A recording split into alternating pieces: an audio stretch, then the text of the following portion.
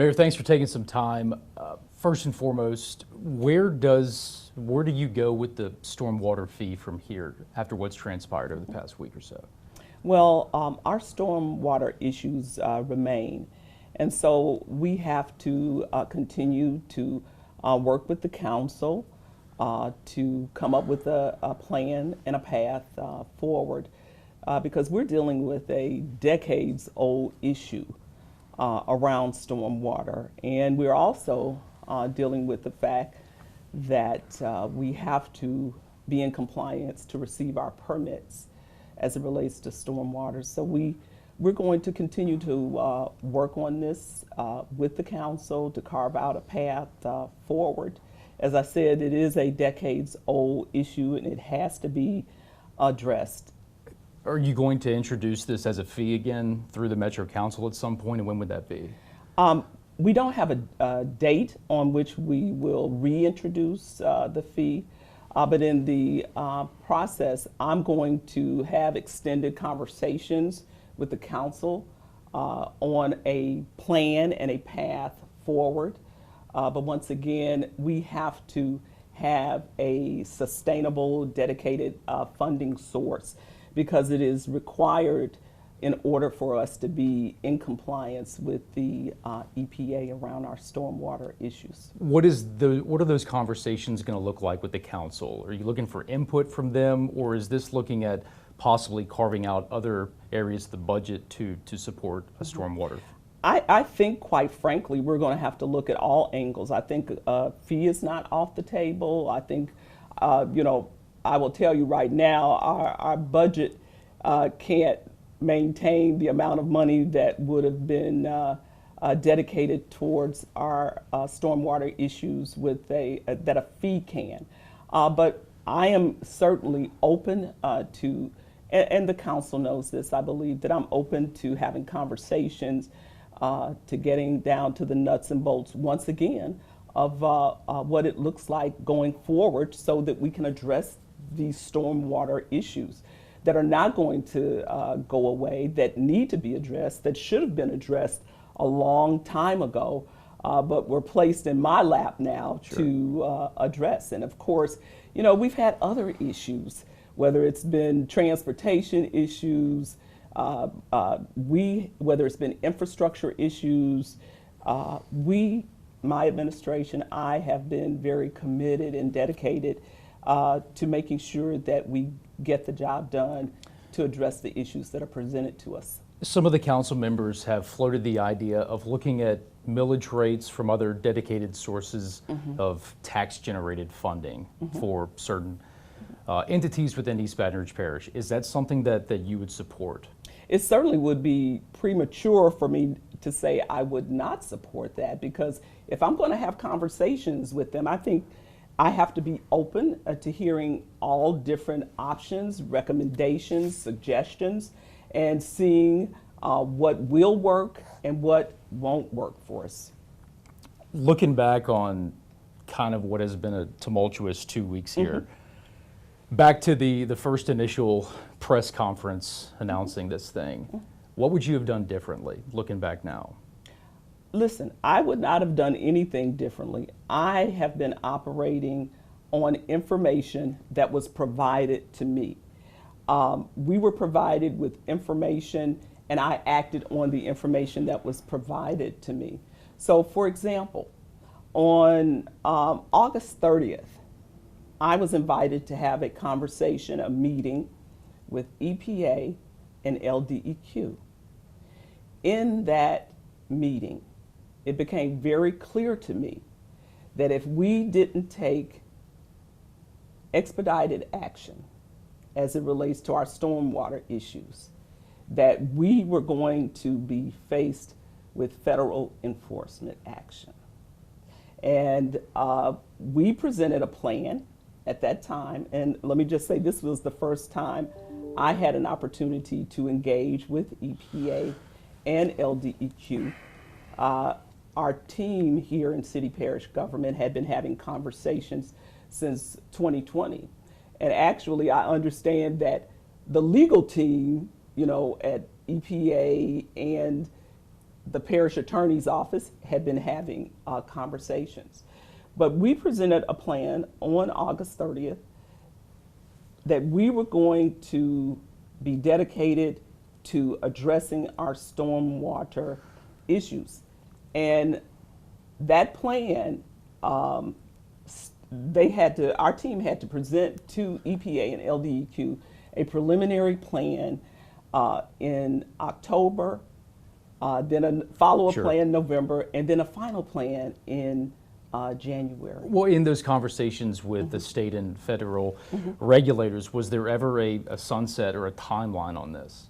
Well, they told us the timeline was going to be February for us to get our plan to them. That's what they told us in that August 30th meeting. But nothing in terms of a consent decree if something's not done before February? Well, they made it pretty clear that if we did not take this seriously, that we would be facing their intervention and federal intervention and action.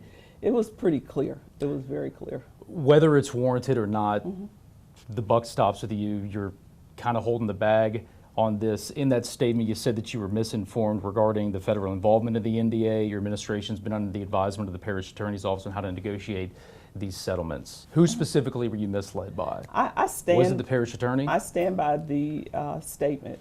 I was informed by the parish attorney's office about the NDAs. My team was informed from the parish attorney's office about these NDAs or gag orders. Actually, my team was told from Environmental Services and DPW that in order for them to have access to any information and documentation surrounding the environmental audit, that they had to sign these NDAs. We later found out that while they were talking about NDAs, that basically it had to do with internal NDAs that existed. But listen, I rely on the parish attorney's office for legal advice. Let me just say that the parish attorney's office is accountable to the Metro Council. Every mayor that I know that I have relationships with, they have an executive council. And the plan of government, I think, needs a change where the mayor can have an executive council to advise her in terms of what is taking place, what needs to take place, you might say even a second opinion that could take place.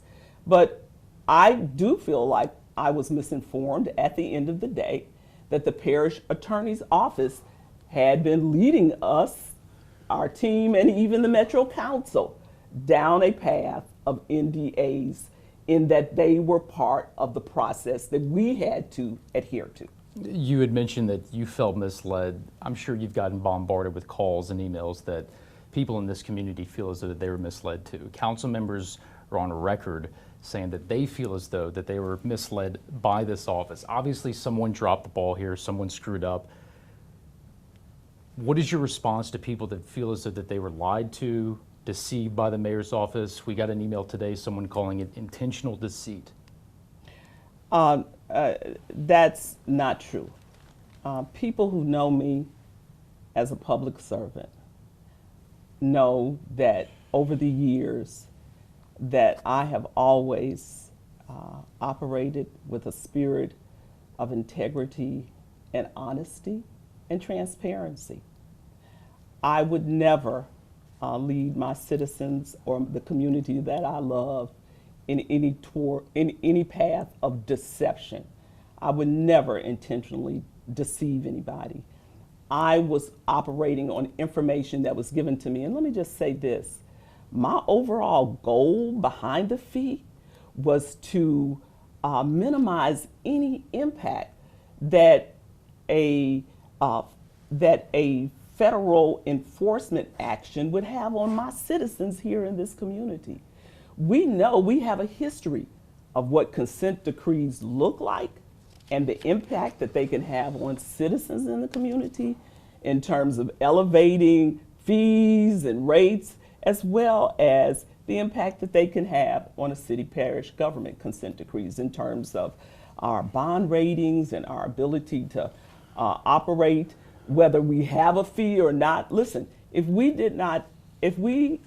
don't have a fee or a dedicated funding source, which is required for compliance, then it will certainly be a financial upheaval, not only for the citizens, but it would be for the city parish government as well. Let's talk about that financial number. In the initial press conference, Kelvin had mentioned $36.5 million would be needed for the stormwater drainage fee structure annually.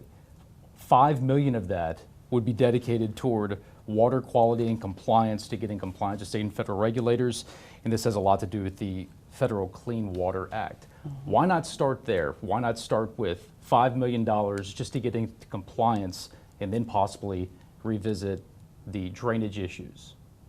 Well, because number one, we've been dealing with these drainage issues, and water quality issues go hand in hand. You really can't separate them. One impacts the other. Our drainage issues certainly impact our water quality issues, because you're talking about pollution in our drainage systems, which impact the quality of our water. So you can't separate them.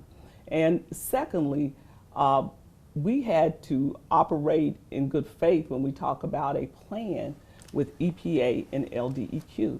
And this is what we told them we were going to do as it relates to our financing and our funding source for addressing our stormwater issues. So I believe that we have to have a comprehensive plan, that we can't have a plan that's piecemeal.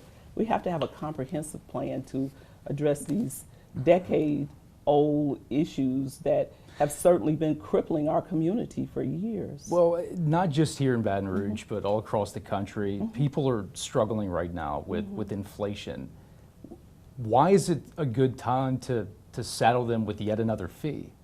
Well, you make a very good point, which is why I did not want to have the federal government telling us how much we would have to use, what we would have to do at the end of the day, which would be a number that could be certainly exorbitant compared to the fee number that we were providing. You know, when the federal government gets involved in your business, you lose all control. You would not be able to say, well, we're going to do ABC. No, they're going to say, no, you're going to do EDF, and this is how much we're going to expect of you. And so, you know, while this fee, and listen, there's no one who understands the heartbeat of this community than I do. There may be some other leaders who certainly embrace the concerns like I do. I know there are other leaders in this community who do embrace the same concerns that I do.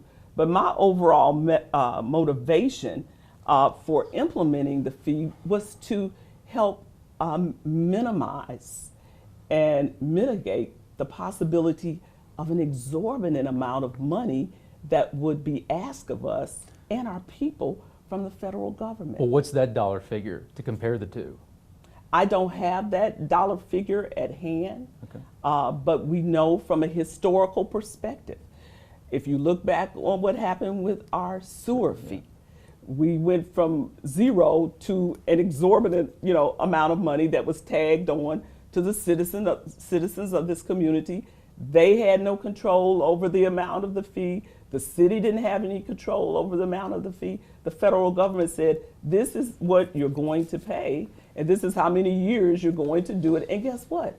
In addition to that fee that was implemented on us by the federal government, they're raising the amount of the fee. I think it's 4% every year that they say that we have to increase that amount.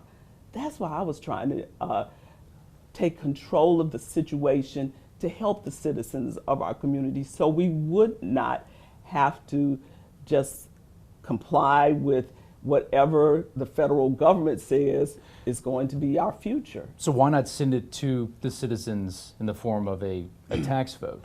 Why wasn't that the first option here? I think that's what a lot of people were wondering. Well, the first option was a fee because that's part of the plan of government. It says that utilities are, fees are associated with utilities. Okay. And we also just recently had legislation that was passed in the last session that created a stormwater utility district. As I said, I think early on, I'm going to have conversations with our council, our Metro Council, and all others in terms of our path forward. But I believe that, and I know that the path forward that we were moving with was done because I wanted to do what I felt was best for the citizens of our community. I wanted to minimize the impact of federal enforcement action on this city and our citizens. So tax proposal is on the table, possibly? I'm not taking anything off the table, but I'm going to have a conversation with our council and other wise counsel so that we can come up with a plan forward that we can all rally around. But let me just say this, at the end of the day, we still have to have a dedicated funding source because it is required for us to close our compliance gap with the federal government.